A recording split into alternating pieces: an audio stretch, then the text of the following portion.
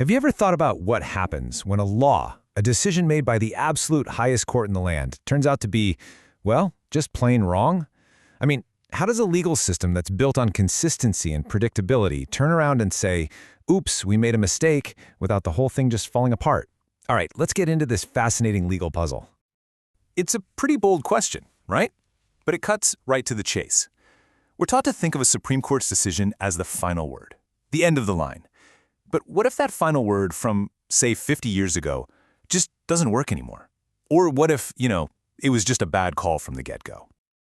Okay, so to really get what's going on here, you need to know about this one core idea, precedent. You might hear lawyers call it stare decisis. It's basically the bedrock of the whole system. It just means that when a court decides something, future courts should follow that decision in similar cases. It keeps the law stable and predictable, so everyone knows the rules of the game. And right there, that's the conflict. That's the tension. What do you do when following an old rule, a precedent, would lead to a result that just feels wrong, a clear injustice? Or what if it's holding the law back from keeping up with a society that's totally changed? Do you stick to the rules for consistency's sake, or do you bend them to get to justice? For a really long time in the UK, the answer was kind of brutal. Consistency wins. Every time. And this created a very, very rigid situation. Just look at this timeline. It shows you how long the law was, well, stuck in its own tracks.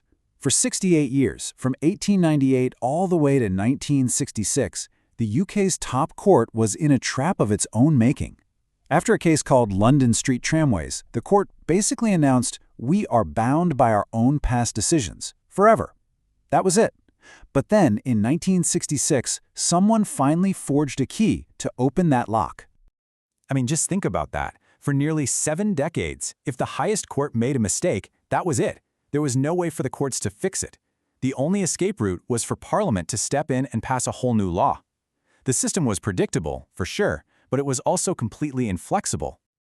So, what changed? How did they get out of this bind? Well, in 1966, the Lord Chancellor introduced something that was, frankly, revolutionary.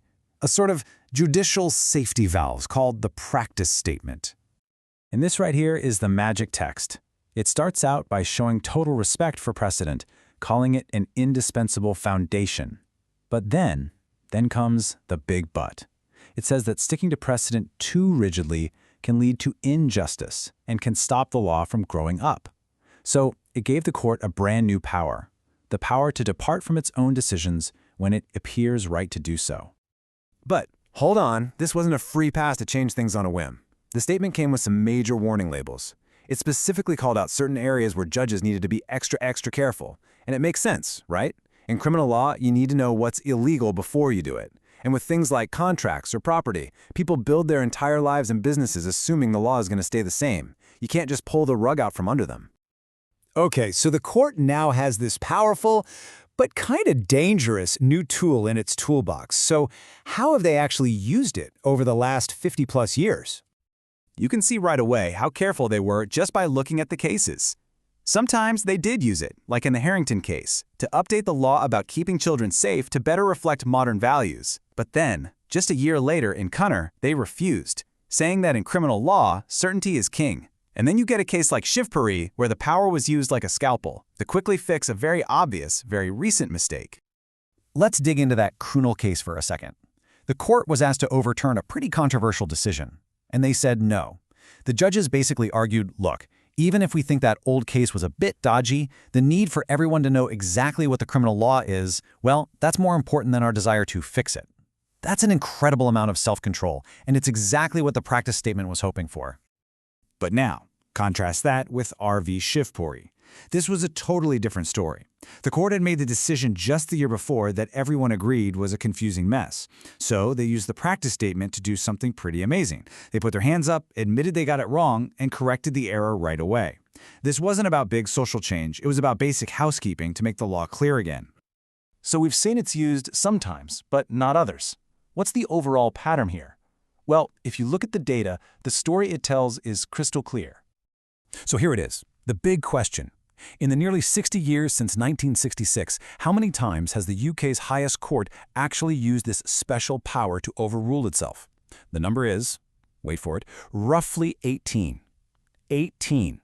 That's it. And to put that in perspective, this court hears hundreds and hundreds of cases. Using this power only once every 3 or 4 years? That shows you this is absolutely a weapon of last resort. And this isn't an accident, it's a philosophy. This quote from Lady Hale, one of the most brilliant legal minds in the UK, just sums it all up. They have to be very circumspect. It's not about being afraid to change things. It's about a deep, deep understanding that a stable legal system is a precious thing and you don't mess with it lightly. Okay, let's pull back for a second. What's the big idea driving all of this? What does it all mean for how our laws actually work? The whole story really boils down to this constant tug of war. On one side, you have certainty. We need the law to be a stable, predictable guide. We need to know where we stand. But on the other side, you've got justice. The law has to be fair, it has to fix its own glaring mistakes, and it has to be able to grow with society. And these two powerful ideas are always in tension. And this, right here, is the key takeaway. That escape hatch they created back in '66. It's not a bug, it's not a weakness in the system, it's a feature. It is a carefully calibrated, rarely used but absolutely essential tool designed to manage that tension, to make sure the quest for perfect certainty doesn't end up creating permanent injustice. Which leaves us with one final thought to chew on. This power lets judges correct the law's past mistakes. But, as we know, most big changes to our laws come from politicians, who pass new laws to shape the future. So, when it comes to changing the rules we all live by, who do you think should really have the final say?